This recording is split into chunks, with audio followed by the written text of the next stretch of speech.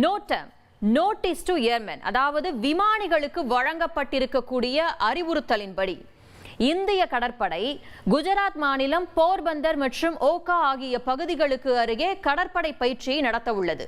அதே சமயத்தில் பாகிஸ்தான் ராணுவமும் இந்திய கடற்படை பயிற்சி மேற்கொள்ளும் இடத்திலிருந்து சரியாக 60 நாட்டிக்கல் மைல் தொலைவில் ஃபயரிங் ஜோன், அதாவது அந்த இடத்தில் பலத்த ராணுவ பயிற்சியானது மேற்கொள்ளப்பட உள்ளது என்பதை குறிக்கும் விதமாக சுட்டிக்காட்டியுள்ளனர்.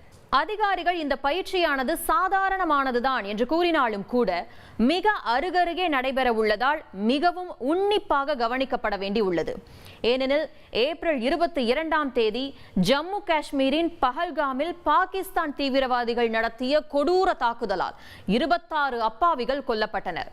இந்த தாக்குதலுக்கு பாகிஸ்தானை சேர்ந்த லஷ்கர் இ தொய்பா மற்றும் ஜெய்ஷ் இ முகமது ஆகிய குழுக்களுக்கு தொடர்பு இருப்பதாக தெரிவிக்கப்பட்டது. பதிலடியாக நமது ராணுவம் மிகவும் நேர்த்தியான, கவனமான, முன்பே திட்டமிடப்பட்ட ஆபரேஷன் சிந்தூர் எனும் ராணுவ நடவடிக்கையை அமல்படுத்தியது. அதாவது நம் நாட்டு ராணுவம், விமானப்படை, கடற்படை என முப்படைகளும் சேர்ந்து இந்த ஆபரேஷனை வெற்றிகரமாக நிகழ்த்தி காண்பித்தன. பாகிஸ்தானுக்குள் புகுந்து பயங்கரவாதிகளின் முகாம்கள், அவர்களின் பயிற்சி மையங்கள் மற்றும் ஆயுத கிடங்குகள் குறிவைத்து அழிக்கப்பட்டன. எங்கள் மக்கள் மீது தாக்குதல் நடத்தினால் தக்க பதிலடி கொடுக்கப்படும் என்று இந்திய ராணுவம் தாக்குதல் நடத்தியவர்களுக்கு இந்த ஆபரேஷன் மூலமாக ஒரு செய்தியை அனுப்பியுள்ளது. இந்தியா மற்றும் பாகிஸ்தான் இரு நாடுகளுக்குமே அரபிக்கடல் என்பது மிகவும் முக்கியமான ஒன்று.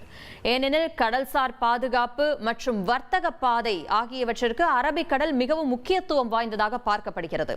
அதனால்தான் சமீப காலமாக இரு நாடுகளும் அரபிக்கடலில் கடற்படை நடவடிக்கையை அதிகரித்து வருகின்றன. இந்திய கடற்படை தங்கள் பயிற்சியின் போது துப்பாக்கிச் சூடு, போர்க்கப்பல்கள் இயக்கம் மற்றும் விமானங்களை பயன்படுத்த திட்டமிட்டுள்ளது. அதே போல பாகிஸ்தான் கடற்படையும் தாங்கள் தயார் நிலையில் இருப்பதை காண்பிக்கும் விதமான பயிற்சிகளில் ஈடுபட்டு வருகின்றன. இது வெறும் பயிற்சி மட்டுமல்ல, இரு நாடுகளும் தாங்கள் எவ்வளவு வலிமையானவர்கள் என்பதை காட்டவும், எந்த சூழலுக்கும் நாங்கள் தயாராக இருக்கிறோம் என்ற செய்தியை ஒருவருக்கொருவர் அனுப்பும் விதமாகவும் இந்த பயிற்சி அமைந்துள்ளது. இது சாதாரணமான வழக்கமான ராணுவ பயிற்சி தான் என்று அதிகாரிகள் தெரிவித்தாலும், இது நடைபெறும் இடம், மிக அருகருகில் நடைபெறும் நேரம் ஆகியவை இந்தியா மற்றும் பாகிஸ்தான் இடையிலான உறவு எந்த அளவிற்கு பலவீனமாக உள்ளது என்பதை சுட்டிக்காட்டும் விதமாக அமைந்துள்ளதாக பாதுகாப்பு நிபுணர்கள் கருத்து தெரிவித்துள்ளனர்.